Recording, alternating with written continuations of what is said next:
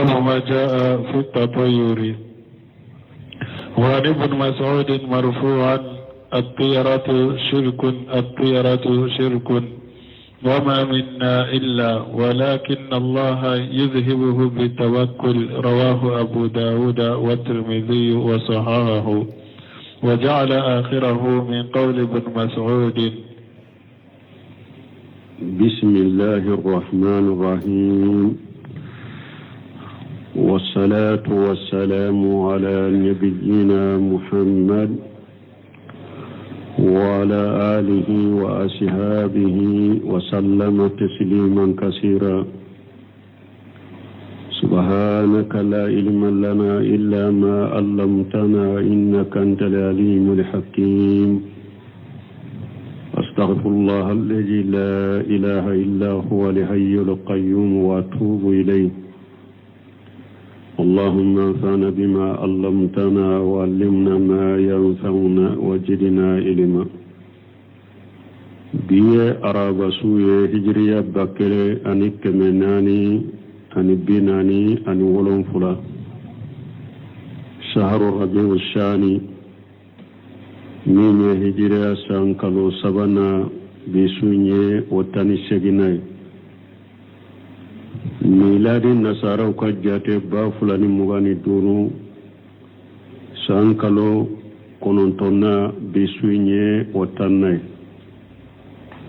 عند دولة مسجد رجاق وانبوكونو.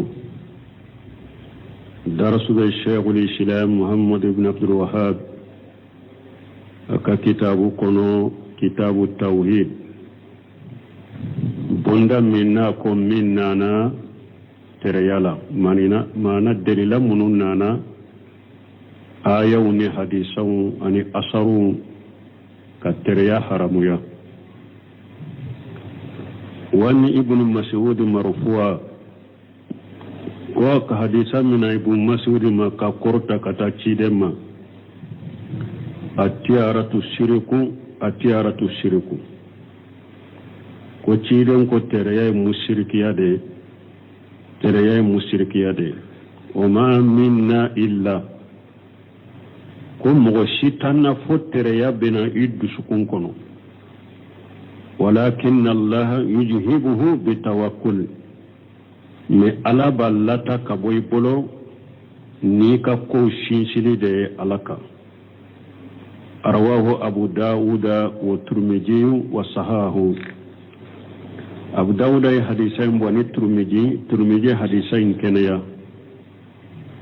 وجعل آخرهم من قول ابن مسعود. ترمذي أي حديثين لبن كي ابن مسعود ككمده وبافو نيندما مدرج وفرنفانشا بنا سره كنو.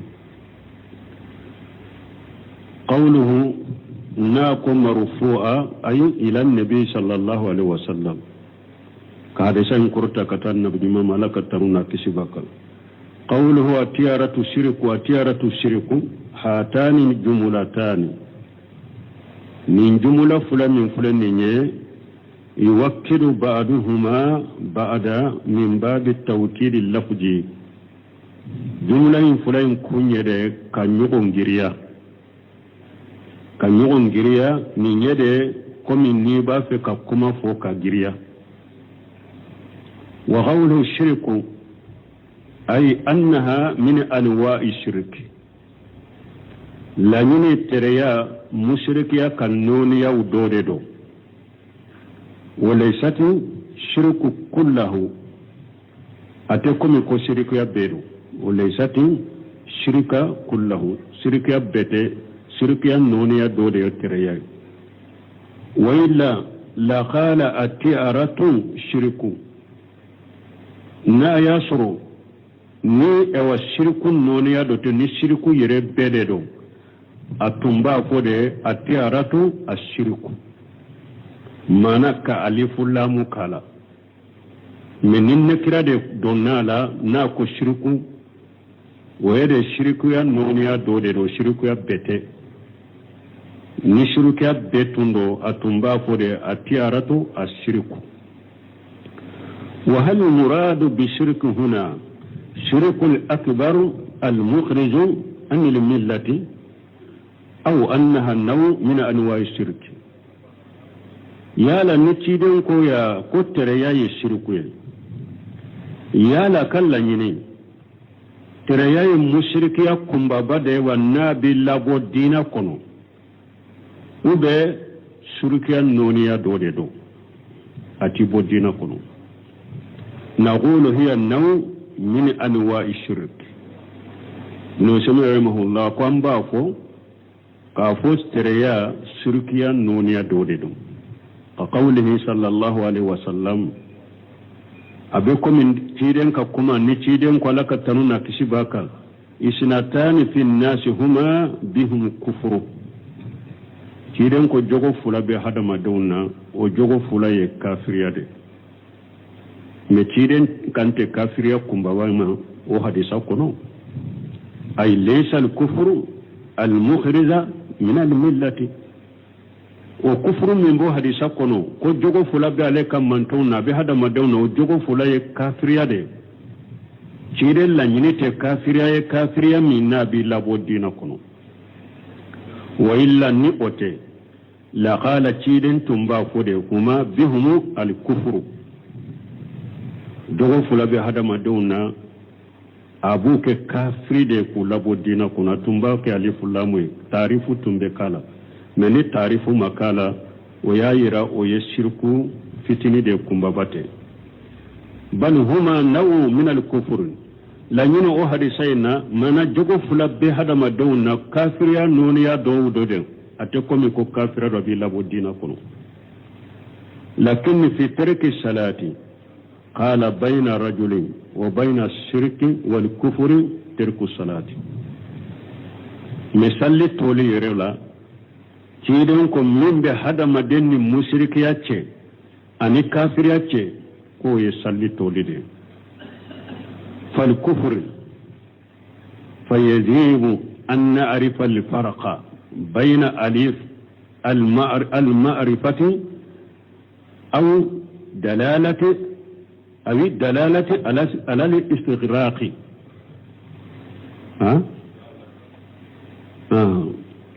فالكفر فيجب أن نعرف الفرق بين أليف المعرفة أو الدلالة على الاستغراق نعم دلة أو دلة على الاستغراق وبين قلوب اللفظ منها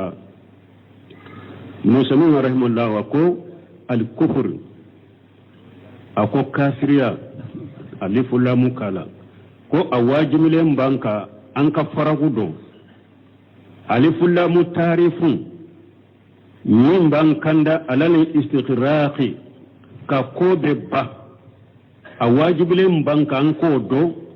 وبين قلوب اللفظ منها أننا منا كما منا فرق من بانكودو ألف لام تعرف من بأنكندا كتا كافون ننكو بكاكو ببا أني ni lafujun min nana ni alifu lamu tarifu tala faragu min buni nyogonche a wajibilen be an kan kodo fa idha qila haja kufru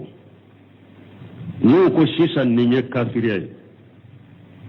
فالمراد أنه نوع من الكفر لانيني وهي كافرية نونيا دودو مي كافرية تي كافرية من بالله وسلام يقول لا يخرج من الملة كافرية نونيا دودو كافرية نونيا من تيلا وسلام يقول وإذا قيل هاجا الكفر فهو المخرج من الملة من نكون نيجي كافرية ألف لام تعرف كرالا وهي كافرية دي كافرية من باللبو دينا كنو نفرغو نفابا بالا نفرغو دو harisa caman be ciden be kafiriya fo a kono ni be nin faraku do donc kafiriya min be labo silamiya kono ani kafiriya min ti labo silamiya kono ibono do ni afule kan nin ta man se min fo ali fulamu tarifu te minna no nana hadisa de ko kafira uba nana aya de ko kafira wala nyine kafira noniya dode do kafira minti labbo silamiya kono kafira fitini minni anana aya de kono uba nana hadisa kono al kufru alifu lamu tarifu bala o ye kafira sugu minye min bi labbo silamiya kono fayija atatayyara fayija tatayyara insanu bi shay ni hada madenye tere yake ni fendo ye arahu au samiahu ni aye o fenye uda yame fa innahu la yu'addu mushrika shirkan yukhriju min al-millati anto tigla mo jate anta ka koyin jate mushrika min babo dina kono folode ayen nin kulosi ni mo ye tere yake ni fendo ye fendo na ye tere yake naye ube me fendo na ye tere yake naye anta tigi jate musrikiye folo musrikiya min ba labo dina kono lakinnahu ashraka min haysu innahu atamara ala hada sababi alladhi lam yaj'alahu Allah sababa me ayi musrika doke tunami aye asinsira fenka ni asinsira ni sababu ka ni alama ke sababu ye asinsira fenka ka ke sababu ye ni alama ke sababu ye o musrikiya noniya bala me anta fo folo ko musrikiya kumbabado ko abora dina kono wa haja yudifu tawakkula ala Allah afule kam min ken ni nyaye musrikiya doke nimbe aka ko sinsili ala kana aka tawakkul mumbo la fo abolo wa yuhul azimata nimba aka dantigeli fanal la fo abolo na ba fe ka dantige ka minke abo on la fo abolo وبذلك يعتبر الشرك من هذه الناحية ولا أتجي أمبا جات مشركة نين فاينة معنى مشركة من بي أكاد توكل الله أن مشركة من بي أكاد دانتغلي كو كيلي كبا الله أمبا جات مشركة نين فاينة نا يفندو كسببه ألما من كسببه والقائدة نسمي كرهيم ولا كو قائدة الجمعة لسريه إن كل إنسان اعتمد على سبب لم يجعله شرع سببا فإنه مشرك شركا أصغر نسمير كو قايرة دوبي لسري دوبي هذا مدي نا يا يرسينشي سبب دوكا تم مسلاميا سرياما منك سببوية ني اسينشرو اوكا وتغلا مويه مشركيا فتني ويسرك الأسقر ni hada madani yere sinsi fendo ka kake sababu ye silamiya sariyama minke sababu ye iye mushrikiya minye mushrikiya fitini me kumbabate wa haja naw min ash-shirki ma Allah minye mushrikiya nonya de ka mushrikiya ke ka fara alaka ka fendo fara alaka waya adoye imma fi tashri in kana haja sababu sar'iyya imma iya fendo fara alaka sariyalila na yasuru ya kana sababu sar'iyya na yasuru o sababu sariya sababu do me iya ke sababu ye kasuru sariya ma ke sababu ye mana iya fendo fara alaka sariyalila misalila ni mugo min ko sisa maulidi ye dina dode bato de do baraji be surala parce que karasa ko maulidi ye bato ye bon afrika maulidi ke sababu min te ka maulidi ke sariyai kasoro sariya ma sababu sabati min be maulidi ke sariyai me eko maulidi ye sariya de mana e fendo fara alaka sariyali la odi atala ba nataya kuno da ko buno seminu abe kuma maulidi bidiya ka kaseti dola sana ka do maulidi ren bidiya la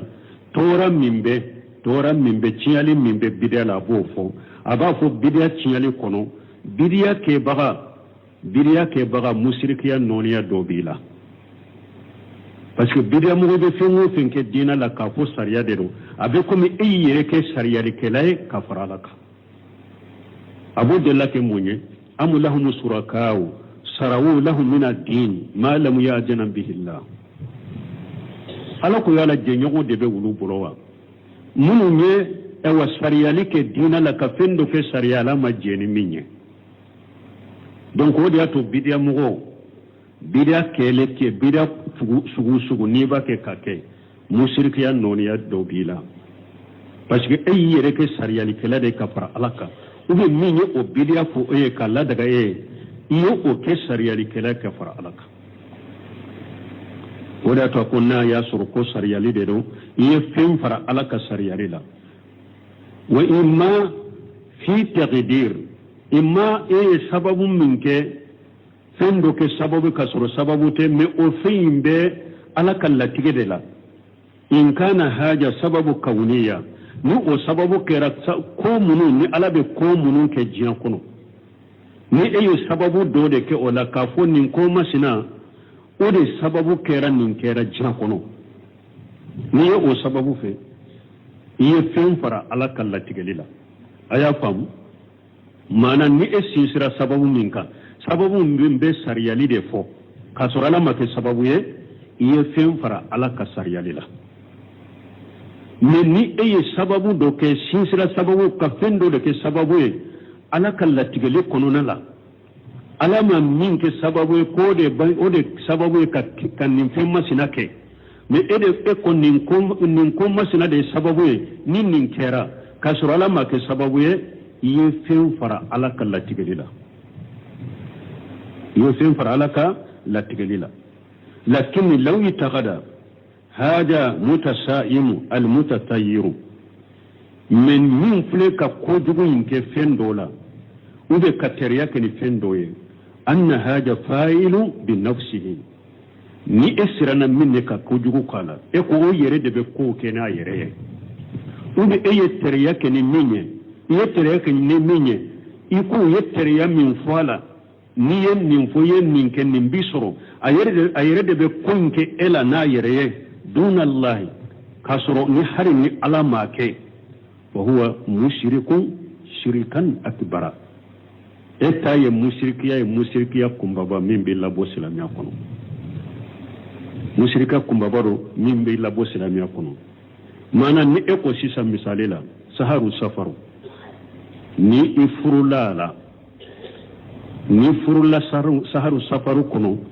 a furu beke a kono na furu beke sababu ye ite hera sure ika furula ha ye mushrikiya ke kafara alaka latigelila me mushrika fitiniro me ni ko saharu safaru koni e koni furulo doro balawu bi soro hari ni ala majena ale yere furu yere be balawu sima yere mushrikiya kumba bado mushrika kuma bado parce que iyel la tigalini fen keli ke fen bolo minti alay o ye mushrika kuma bado ya atigi bolo li'annahu jala lillahi sharika fil khalqi wal inzadi parce que eye jonyogen fara alaka dalila ani fen sorolila masala gingi fule ni mugo ko gingi koni ni ye koni ye o nana shigi ka bonka gingi yere de be balaw sheyman ni ayre furato la de hari ni alama latige gengi koni ni o ye ka furole o ye ka bonka dro ye balawso gengi nyere de be balawse ma sisa hari ni alama latige gengi nyere de be balaw la sima ha ye gengi fara alaka latige lila ye gengi fara alaka fe undalila ye gengi fara alaka fe sorolila parce que ya ira sisa gengi mbe balawda gengi mbe ke sababu ka abe balaw gengi mbe balaw shima fana ye je nyogon fara alaka ha dalila ye je nyogon fara alaka fen soro de la wala e taye mushrikiya kumba bay qawluhu wama minna jaru wa majruru khabaru li mubtada'i mahjuf imma qabla illa in qadarta ma ba'daha illa hila ay وما منا أحد إلا تطير لأنه موسيت أن فو أبتريك ima anakendinye aw bada illa ay وما منا إلا متطير مغشيتا نفوتر يكي بغرو أكنه ناتشغل ابن سمين كو أكنه ناتشغل من فوتشغل فلا دبالا مغشيتا نفو أبتر يكي أبي مغشيتا نفوتر يتغيرو والمعنى ما منا إنسان لا يني هذا مدى السيتي أن هذا مدى السيتي yesilamu mina tatayuri mana munye hadamaden site ni be kisi tereyama hadamaden site ni be kisi tereyama fal insanu yasma'u shay'a fa yatasa'am hadamaden be shaka pendo me ibe umiri ko juguye o miri ko juguye ka ko jugu miri akono أو يبدأ في فعل فيجير أوله ليس بالسهل فيتشاءم ويتركه وبإبدو كودو لا يبقى كودو دامنا كوي باكي نيه جليا سرو كوي ندرو يبا جاتي ننكوي انت هيراي ننكوي مني يبا توي نيه ترو يا كاليتي دوي ودا تو تشيدنكو مغسيتي نيتر يا تالا بس هذا ما دين دو بيسكا كوما دومي يبشرا ibe ko jugur ke o kumala o yettere yan noniya doye ube hada madembe sika kodo damina koy baake ni ye gele ya suru koy na dro aman no yayi bolo iba jate nin koy hera tala ko jugude do iba toy wa tawakkul wa tawakkul yere munye wakati damba fo tawakkulu ka ko shinshi alaka tawakkulu yere munye صدق الاعتماد على الله في جلب المنافع ودفع المدار ما شقة بالله توكل يمونye hada madeka shinsili alaka iko cinya tigiyayi dusukun kono shinsili alaka ko cinya tigiyayi dusukun kono ko ala de be hera sama kana ema ala de be tora nyoni ka boyka ka fara ni dalembe alala tawakkulu yenende e ka shinshi alaka he na fasa malika na ima ka shinshi alaka na fasa malima na fasa malila kana ima ka shinshi alaka tora nyonini ka boyka ko shinshi alaka ni oye ewa atinya tigalende dusukun kono idalembe alala fana ko abake tawakkulu yenende wa fil asbab fongore min be faraka ani ka fara ika sababu ke mana alai sababu min ladaka ebe sababu inke le kofe iki dusuku ika tinya tigiyai dusukun kono ka sisi alaka ki dusukun sisi alaka nyetinya tigiyai ko ala de be hera sama kana ema ala de be tora nyune ka boyka ni dalembe ala la fana tawakkulu ninde me ibe sababu daga lenkere التي جعلها الله تعالى أسبابا سبب من على يك سبب يبو كده فلا يكفي صدق الاعتماد فقط كان إنسينشلي على كدسكون دالي على كأوتشيا تيغالي كي دسكون تيا تيغيا كأو سينشي على ك درو وتوا سكده بل لا بد أن تثق به لا بد فويك دا على لدي كفن دسكون تيا تيغالي باكا ne yin duskunci a tinya tigalin ben duskun kono kinyin ka kodi alama o doronte wasa kede fo ka suru ka dalala de ikada alala ya annahu subhanahu yaqulu fasi ala masami asene yale lako o man yatawakkal ala allah fa huwa hasibuhu ala ko ni mo gomi nyaka ko shinshi ala kala bi wasa hada madembe sega ka ko shinshi ala ka tinya yerela a tinya tigala ma ba bolon ne ba sura do shika lendo a dawla nin ko ala ba nyana boya dawla ta anta nyana boya a wote ibi ka ko shi ala ka tinya tigale bi duskun ko wai kadda ala la fana ko ye ko min da mai ko mi shi saka ba nyana boye de no shimi rahimahullah ko ninde tawakkulu ye qawluhu وجعل آخرهم من قول ابن مسعود حديثين كنو na ko turmiji ko turmiji ya hadisai laban ki bu masud ka kuma wa huwa qawluhu wa ma minna illa kata hadisan laban ko oye abdullahi bu masud ka kuma de na ko ma minna illa walakin Allah yujhibuhu bitawakkul kunni bu masud yare da ka kuma hadisai laban wala haja yakunu mawqufa ninka hadisai laban beke mawqufai wa huwa mudrajun fil hadis hadisai laban beke mawqufa wa abdullah bin mas'ud yare ka kuma na ya do hadisai kono wal mudraju an yudkhila ahadu ruwati kalama fil hadis min indihi biduni bayan mudraju hadisatu bolo mudraju yemunye hadisan ma fula baga aka kuma dota ka do hadisan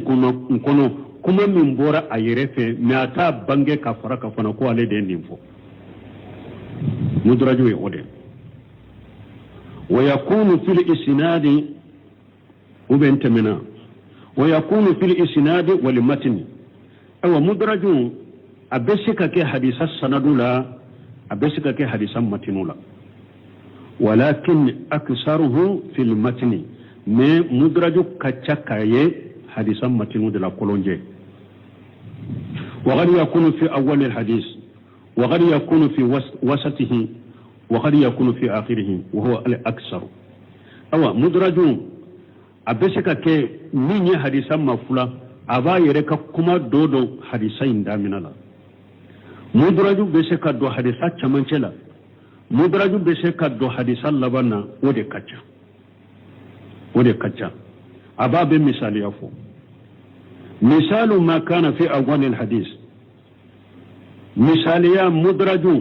حديثا مفلا بغير كما دودو حديثا فلولا حديثا دامنا لا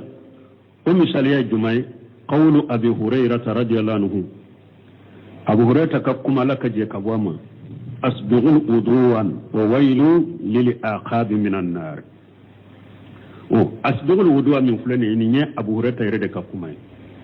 معنى أي سالجي تكاني كدفع وويل للعقاب من النار من يتشيدن كما تاسما مهمون نوبة سالجي من يؤكا سنتونتو سين كفلاي وتي سنتونتو يا نوكا سنتونتو في جيمان بتوي ني سالجي تاسرو تاسما دبوجاني نيرو دي تشيدن كما ne asbighul wuduwa wa ya abu hurairah ka kuma dai fa qawluhu asbighul wuduwa min kalami abi hurairah na ko ay sallidi ke kanye wa ya abu hurairah ka kuma dai wa qawluhu na ko waylu lil aqab min an-nar min kalami rasul sallallahu alaihi wasallam na ko halake abe mu'minu sen tonton ne salliji to soro halake buye jahannabata sumala wa ya cidin ka kuma من مثال فلوي مدرج بك حديث فلولا ومثال ما كان في وسطه مثاليا مدرج بك حديث چمنچلا قول الجهري في حديث بديل وحي جهري كحديث من مفلا وهو دامنا چغلا كان رسول الله صلى الله عليه وسلم يتحنس في قار هراي وتحنس تعبد جهري كو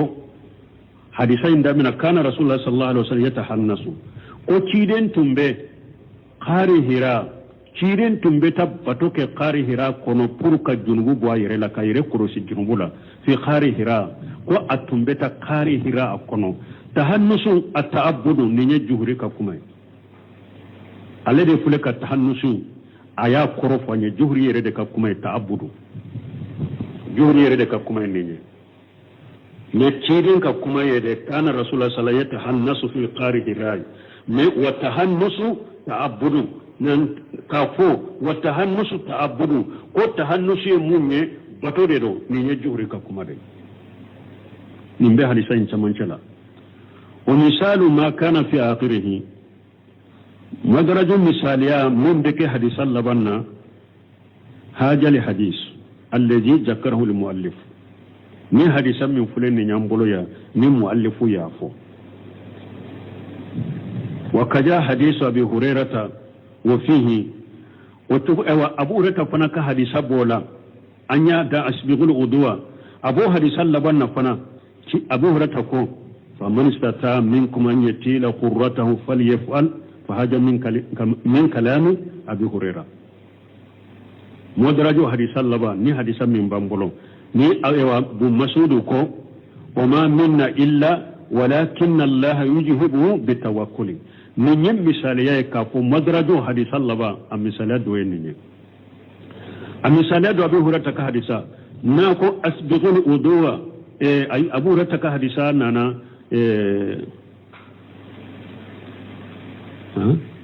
est-ce que ni hadisa kelende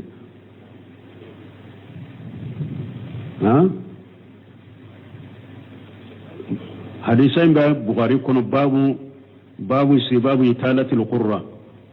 abu hurairah ba fo o hadisain kono o hadisain laba abafu man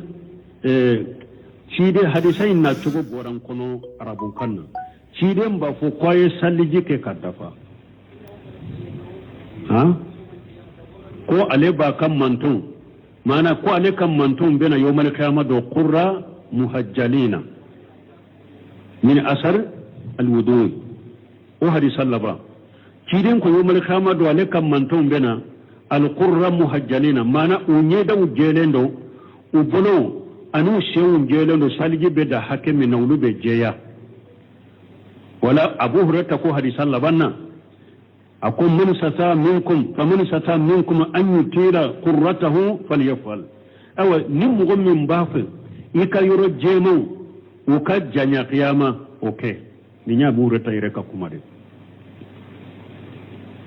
ako yati ummati yawm alqiyamati qurra muhajjalina min asr alwudu ko alekam mantum bena yawm alqiyamah do alqurra ubeke nye dawde muhajjalina ubeke bolo ni sewunye ko alekam mantom bena nin ko de la qiyama ewa abu urata ire ko hadis Allah banna nim mo min ba ko kayro jemon kajjanya ake ni nyemu daraju de wodi yato doni ke ba mo so wodi yato abu urata ka kuma min fulani ya yeddo bila qatawla ni ba ko kayro jemon kajjanya ewa nyeda fana koli ayata itenda mina kana ibombo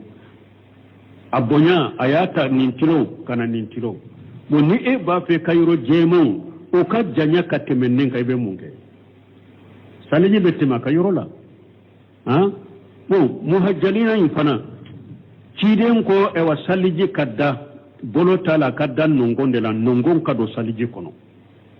shewun ta alkaba kurufura ka do saliji kono wala ni do ye saliji tawban nati foya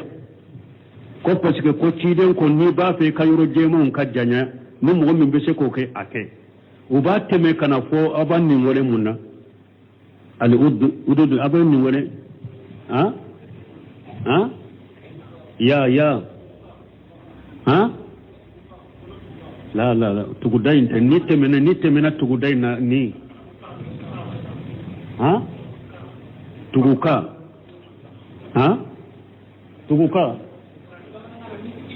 tuguka do be saliji takana fo tuguka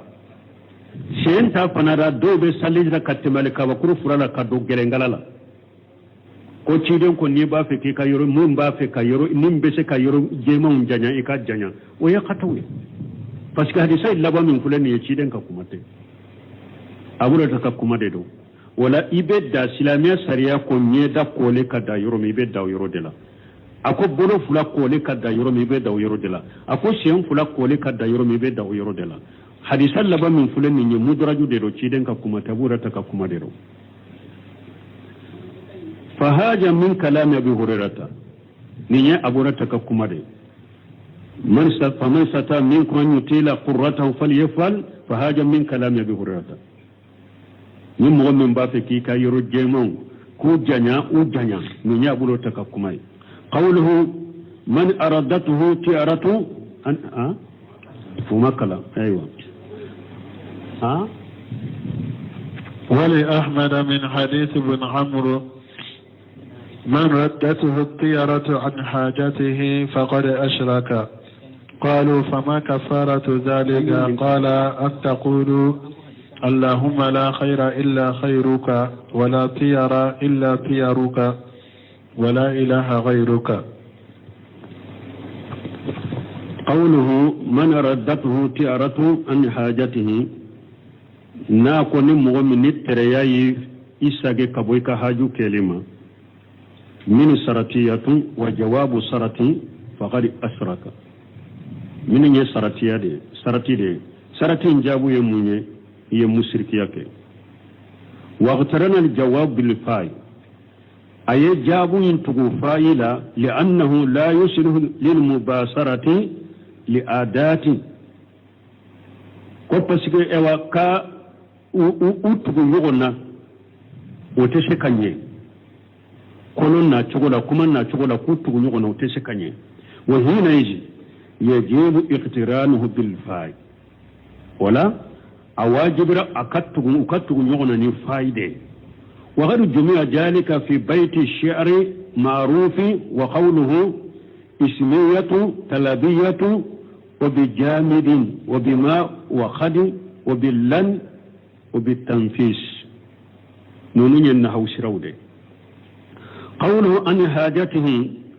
ناكو حاجو كيساقي كبويك حاجوما الحاجة كل ما يحتاجه الإنسان حاجو يموني فيه في هذا مدين بحتاجيالا بما تتعلق به مكملات إكدفا في منون بالدفا حاجو يموني كو منون بالدفا إبن حتاجيا كو منون منون بالدفا وري توكو كو حاجو وغير تطلق على الامور ضروريه وبشك حاجو بلا ضروره كو يركا حاجو بشك فو ضروره كو يركا مكاكاي حاجو بفو منكا كو من نيكا ضروره مدلو على من نيا سويكا كو تملين ودافلي بالا وبافو دي محاجو مي بشك فو ضروره كو يرلا وقوله فقد اشرك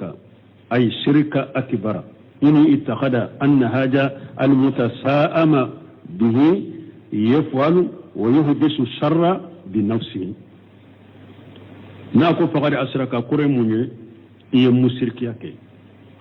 مسركيا كمبابا نابك مسركيا كمبابا يتخذ إيه ترياك منا إيه ترياك نميني وبي يكوجو دو منا ni e yere ya jate mina ko o de be ko kena yere o de be ko jugu lase e ma na yere ka surala kala tige tala ninde musirkiya kumba ba ay musirka kumba ba kenina wa in takhadahu sababa faqati fa huwa asgharu ni e ya jate mi o fule ka teriya keni minye e ko la tige to bolo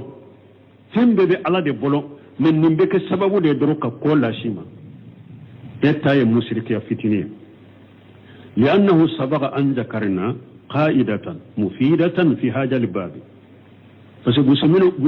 بن عثيمين رحمه الله أكو أفورا كتمه كو أيافو كتمه أي قائدة دوفو كتمه قائدة من النفاي نمبوندا لا بوندا جمع نيجي مسركة كمبابا دي نيجي مسركة فتني دي إكي جانتو أو قائدة لا قائدة نفلا مادو نمبوندا لا نيجي مسركة كمبابا جمع mushrika ku fitini jumai tamanse juman be ninyen tamanse nyen mushrika kumbabai tamanse juman be ninyen tamanse nyen mushrika fitini akon muhimmu jidda yode fo alifu lam tarifa ayode fo ani fana ni eyere ya ajate mina eye ewa tere yake ni minye ni ya jate mina ko ayere debe ko kena yere kasoro ala kala tigetaro ye mushrika kumbabai ni e ya jate mina nin ko masino na beke sababu ka nin ko ilashi made ne ko beke bagay ala de ko be latige bagay ala de etay musrika fitini parce que ye fenke sababu ye ala ma minke sababu ye akwa ye qaida do fonni bonda la mi faida bala ko so wahiya o qaida ye munye inna kull man taqada fi shay annahu sababu wala musbit annahu sababu la kauna wala sar'a فشركه شرك أصغر أكو يقايدة دو فوم نبوندا لمن نفابالا أكو يموني أكو مغو ني أي أوا دسو فندو ني أسري دسكون كونو كو فندو بي كو أو يسببو دي kasoro ala ma ke sababu ye kauna latige konona la ala ma ke sababu ye sariya la fa shirkuhu shirku asqaru eka musrika fitini de eka musrika fitini de ni fendo ke sababu ye fen kelela an ube ye fendo ke sababu ye sariya lela me ya ke sababu doronde me aya sura ala ma ke sababu ye fana o ko kelela ala ma ke sababu o sariya yinna eka musrika fitini men eye fendo ke sababu ke ni ye fendo ke sababu fendo kelela misariya ya ke sababu ye fembila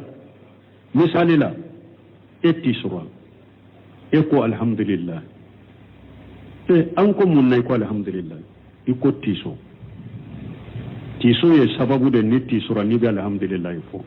yala ala ye tiso ka alhamdulillah fo sababu yobe sariya makai sariya ke fentika mais ni esi ewa gringote grintira iko alhamdulillah iko munna ko alhamdulillah iko grintira de iyo fenke sababu alhamdulillah fo ke sababu yorola grinti alhamdulillah fo sababu wa sariya ya kaiwa sariya ma kai wala wodi ya to akafa munni sariya alaye ewa sariya alaye minke sababu fendo sariyale aya ke sababu yala ube fendo la tege ni alaye minke sababu yala mu eyo sababu sabati fenti kade me ni sabatu fendo kele ya ni fendo ke sababu yala lama minke sababu ye ube fendo sariyale ni fendo kama sababu ye ni alama kai sababu ye fulanka fu ya fitini bi bolon parce que ye fenke sababu yala ma minke sababu ye لأنه ليس لنا رسول كو فاسكاتي دغا اوني ان نثبت ان هذا سبب اتي دغا اوني انك فندو سبته كافون ني سببو الا اذا كان الله قد جعله سببا كونا وشرعا فني علي منك سببو كو بنينك وبني علي منك سببو شريعه نعلم منك سببو فين كليلا نعلم منك سببو فين شريعه أون تسكا كفين كسبب ولا من كسبب ويه فسرائيو رسمني ربنا مسالي رحمه الله لك نندونك بغي نف لك النعمة أكو فسرائيو سريا سببو دوية جمعي كالقراءة والدعاء كومي كلا سلامي سريا سببو دوية نكوي كلا أني دعاو كقرآن كلا فين دولا sababu de ni ewa masala ni bana bela ka qur'ana kala yire do ba ka qur'ana kala mo dola sababu te duwayu sababu tewa nonu ni sariya sababu ye furakelila ni mo minye nonu ke basitila wal kawniyu fi fana kelila latigelila misale munye kali adwiyati allati juribati nafuha komi furami ni eye awa ayisa ka nafalido fura daga lendo be ye fura yin sai bana do fura kelela fura yin bana yin fura ke fana ni ye sababu ya Allah ye sababu mun ke sababu kauniya ka funnin fura be ke sababu ya kanin bana wuli silamiya saraya ke sababu bo saraiya sababu sarayiyun ani kauniyun umusaliya fule sarayu Allah ya ke sariya ka nin mugo ni banana ka qur'ana yoro do kala yire ka ube ka qur'ana kala yoro do kala mo ka pour ka frake nay ala yo ke sababu ye sariyala nabe banawli ube duwawu ala duwawu ke sababu ye ni i hada madenye duwawu ke ka ala deli ni ala bi frake bashite nunun kelila kauniya fura dagale mi e yire ya yi sai kala jarabe kala je anyana ayika bana frake ube ayika joli frake e yere ka toki yere furake no ye ube ki ka joli furake no bashi tola parce que Allah yo ke sababu daga lenye wa qawluhu fama kafaratu zalika esgo kalana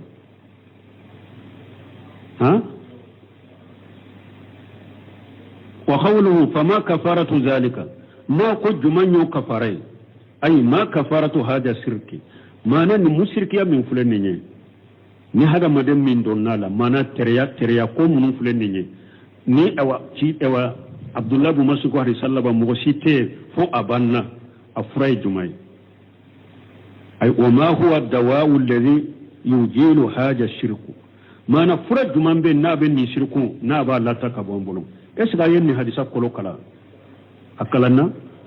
ناكو ولأحمد من حديث ابن أمري من أرزته تيارته عن حاجته فقد أسرك قالوا فما كفارة ذلك قال أن تقول اللهم لا خير إلا خيرك ولا تير إلا تيرك أكلنا نعم ناكو أكفاري جمعي أي ما كفارة هذا الشرك من مشرك من فلك فني حديث لا نيد أيسرو جمعن بك الجنوب بويلا أي وما هو الدواء الذي يزيل هذا الشرك فرج من بين نابن مشرك يبو مغلا لأن الكفارة تطلق على كفارة الشيء بعد فعله بس نيكو كفارة بسكنا فينكا فين كيلين كوفي جمان با جنوبو بنا كفارة بفوقلا وغد تطلق على كفارة قبل الفعل كفارة ببلا كفارة من نيبا كيساني كوينكي كفارة بنا ننفلا بلا وذلك لأن الاستحقاق مأخوذ من الكفر من بس كل يرى فرايرو عربو كنا أمننا كابو من الكفر ويجمع عربو كنا وهو الشتر سترالي وشتم واقي ستر فناية تنغالي فندي فكفارة ذلك إذا وغا وكفارة ذلك إذا لم يقع ما نني هذا مدي من كوي سرو جمان بكشي كبوا كجنوبما أبو سني نكوي كاس إسرو جمان بكشالا ناتي سرو كفارة بنا ننفلا بلا وقوله الناكو اللهم لا خير إلا خيرك ولا تير إلا تيرك يعني فأنت الذي بيدك الخير لا ينين مشرك يسرو هذا مدين سرو أفراي مني من با الله تكبوي بلون يكنين دوفو اللهم لا خير إلا خيرك على هيرا شيتين ني على يركا هيراتي ولا تيارا إلا تيرك كوجو شيتي فني على يكوجو منك يعني فأنت الذي بيدك الخير المباشر كالمطر والنبات وغير المباشر كالذي يكون سببه من عند الله على يد مخلوق لا نبا يا يرايكم تبي الله فأنت الذي بيدك الخير المباشر الله هرا بيد بولو هرا مني يري باكني يريو وهرا بيد بولو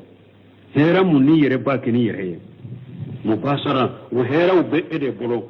ومثال جمع المطر والنبات كم سانجي لفلم فيو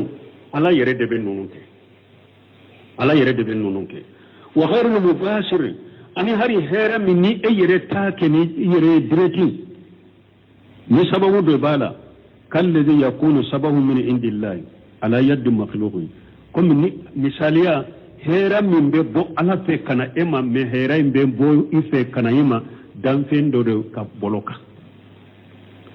مثلا أنك مثالياتا أي فانتاي سوفويتي إبولو دون يروتيلا على ينفلو تيجي دو كولوكا كي سببوي أنا كسوجو كي دو أكونو هيرا توا وهيرا بورا جونفي على نايا سببو كجوني دانفين دو دونك هيرا بي هيرا يمبيبي بو على دفي هيرا منا يري باكنا يري ديريتو وهيرا بيبي على دي بولو هيرا مني على بالا سيما ميابكني دانفين دي سببو وهيرا يمبيكوني بي على دي بولو مثل أن يؤتيك إنسان دراهم صدقة أو هدية دوسر باب مثال يفو أكو هيرا من بيبو دانفين بي مثال يجمعي مغدو كنا كدراهم ديما مانا وريجي كاكيما سرقتي وبي كاكيما هدية هدية ني سرقتي فانا ديفرنسي جمعي سرقتي يدي ابن مين دي كادي فانتاما فوريكا بارزي سر الله ويه سرقتي هدية يموني مغدو دي سي تيجي دو سي إبا سرو سي باي كاتمي إكا يري مي الله يكرماني بونيا من كاي eye kadodo ta ka dama pour ka karamana ka bonyanai ani bese ka gira la bese ki kanu cogo mi bese ka gira nyogo na cogo mi wa fo mahadiya iba soro se tigido ebe min dama ira makota la ire iba soro se bay alaikateme eka me iba so eba fe ka hadiya do dama ko do dama min di ka ko diae ebe se ka gira la cogo mi kado uba fe ka kado e kado do takadama pour akase ka e kanu ube kanu min bina ce akasinsi ibe gera la cogo min oye hadiyai ube mogo brado de do e ya bonya do ka karamana e bado nimma ko tala se bai me aka bonya min ben fa ka kanu min ben fa ka karama min ben fe nye kado do takadama ka nisonja kado e ninde hadiya ye ninde o ma subaha jalika ni nunu na nyugo nunu bora ala de fe ne ala yu ke danfende bolo kana kakiye fa hajal khairu min allah ewa ni hera min fulani abora ala de fe lakinni bi wasdati jala allah sababa me hera sera emani kodo de ni ala ye min ke sababu ye ayen mu ewa sababu do de bila ina ce wasta ko ke sababu aka heran kiye kasoro heran bora ala de fe me ala ye heran ko tigi bolo furu heran kashe ema wa illa fa kullu khairin min allah azza wa jalla ne no ote hera be bo ala de fe hera do be bo ala yere fe mubasara direte kana ima hera do be ala fe me abe sababu do de kula sababu be hera la shema me abe afula be bora ala de fe wa qawluhu la khaira illa khairuka haja li hasiru haqiqiyyu abe se ka dafa aka haro yere eska wakati masi wa qawluhu la khayra illa khayruka haja li hasru haqiqiyyun wal khayru kulluhu min Allah na kullu la khayra illa khayruka hera sitte ni alaka herate afule ka ewa jatele minke ka hera beke ala tay waye haqiqa de fal khayru kulluhu min Allah hera be bora ala de fe sawan kana bi sababin malumi aw bi ghayrihi hera in kera ni sababu done ho hera in makeni sababu yambe min do hera koni be bora ala de fe hera be ala de tay wa qawluhu la tayra illa tayruka ay tuyuru kulluhu milikuka mana kono be alaka marafende kono yate ni alaka kono yate de parce que anko tiara kore munye tiara yede jahil wa tumbu bolo ni ba fe katamu be ka kodo ke be kono de ge ka wuli na panna na tarani e wakiniye ubo jate nyumaye na tarani numaye ubo jate kojuguye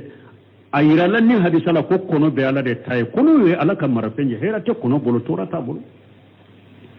kono be alaka marafende fahiya la tafalu shay'a kono pese ka foike kono be alaka marafende kono tese ka foike wa inna ma hiya musaqqaratu kono yinye fende de ni ala ya kolodoro har wodo e wa finetri la ya misiri ya la kadde misenu ko ko ba ko gingi fule ni ma kana do so kono ko gingi so go be duyere ngoni gingi so la damba so go duyere I ko gingi be du ko gingi be gungi to kono ya ko gingi e kono gingi kololende do damfende do kwancho ko gingi ba ka balo nyini de da aba ka nyana ma ya chugo nyini de la bi ka nyana ma chugo nyini la gingi be sira ine be sira gingi ni gingi ye ana boli ni gingi ye na boli damfen kura be sika fenke nyona wa donc kono be ala de tay herata bola te sika foyi de ke wa inna ma hiya musaqqaratu alayre kololende do alayre ala ya kolo ka bilada ba ka balo nyini chugo ma ba ka balo chugo nyini chugo ma boke qala ta'ala ko awlam yaru ila tayr fawqahum ala ko yala uduma kono yewa ne kono bu sanfe safati na ba ka ewa kamau bonyuguna wa yuqbiduna abaka kamau faranyugunka ma yumsikuhunna illa arrahmanu foi take kamina sanni duguceni alate innahu bi kulli shay bashirun alade imbe fembe ya nyabe fembe la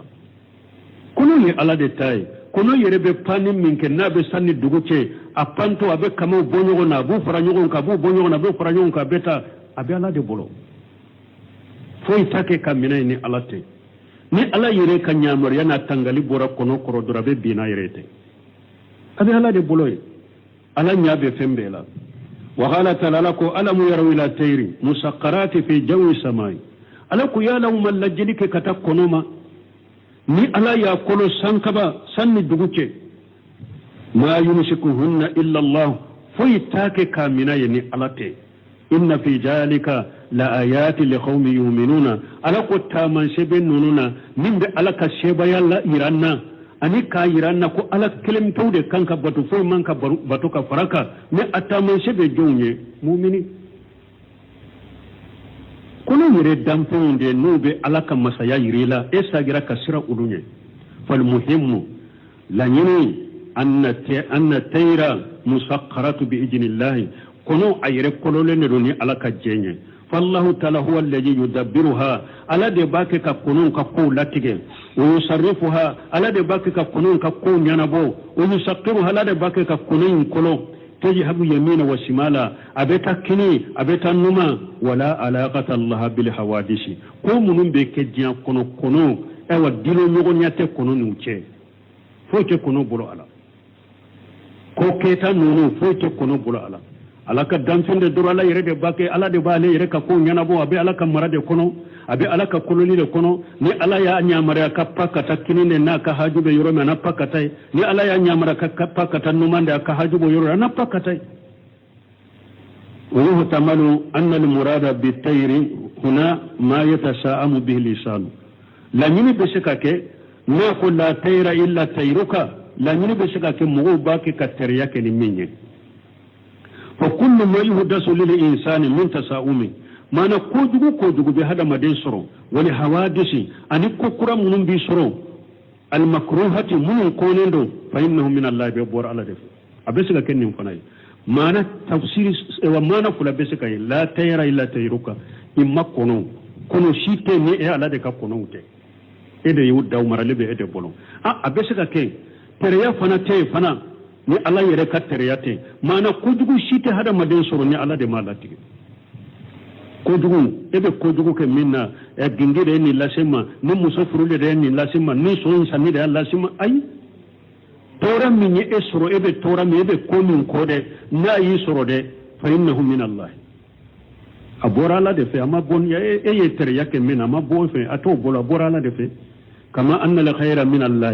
komi hera bora ala fe chogomi de tora min fana yi soro tora in bora ala de fe kama qala taala komi na ala kuma samin koro taleno inna matairuhum indallahi ala ko ka ko jogo min buka a bora ala de fe min wire de ya sababu ye ko jogo min kay anyo fo kateme sallahu siga te joya fe ha